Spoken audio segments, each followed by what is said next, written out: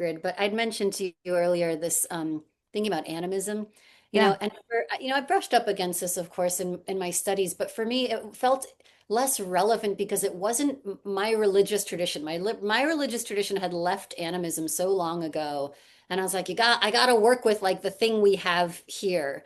Um, and interestingly, as I've become like less and less Christian and more of sort of like a weird mystic, I I've like found myself venturing into realms of animism and finding it so fascinating how embracing an animistic worldview and better yet, like hanging out with people who really embrace an animistic worldview can bring about some of these shifts. So for example, as part of my orientation to this job I have now at Esalen, I had the opportunity to go backpacking in the Ventana wilderness outside of Big Sur with a group called Wild Tenders.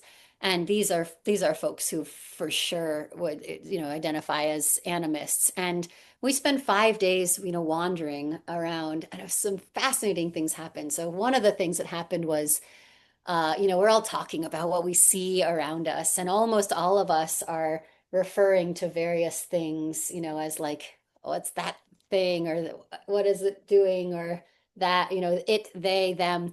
And the guides are all using he, she pronouns to refer to all the inanimate things around us. They're personifying it. They're doing what Thomas Berry talked about in terms of thinking of the world as a communion of subjects and not a collection of objects. They're sort of living that out. And we'd all like gather around some plant. And instead of being like like, what's this plant's name? And then learning the name and then being like, cool, and moving on, which our guide Yeah. was like, it's kind of like you walk into a dinner party and you walk around the table and you shake everyone's hand and learn their name and then you leave. Like maybe you've met them Yeah. all, but you don't know them. You Yeah. haven't spent time building relationships. So we'd all like gather around some plant and they'd be like, what do you see? What do you think? What do you notice? And we're sort of touching and be like, smell it, Mm. be like, taste it. What do you see growing around it? And then, for like 20 minutes to talk about sort of its properties and its history and what it's growing in this particular place. And at the very, very, very end, it'd be like, oh, this is called mugwort, or this is called, oh, whatever, and give the name. And even the name, it was like, this is a name.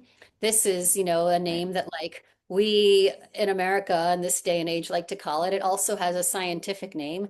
It also probably has an indigenous name that we may or may not know. And then it probably has a name it calls itself that maybe we'll never know. I don't know. Maybe the ayahuasca shamans know those names, but I loved this. I loved this deep dive into a way of moving through the land that was really like personifying it. It was really personifying it. And we found ourselves invited in to have conversations with inanimate objects, with rocks, with the flowing water, with the air, with some grass blades. And it didn't feel contrived. It really was like, oh my God, this is a legitimate way of going through and relating to the world around us. And we're taking it in and we're leaving bits of our body behind and we're relating and communing. And Mm. I found myself thinking, gosh, this is an extraordinary, deep origin root of so many of the religious traditions we have now to kind of tap back into.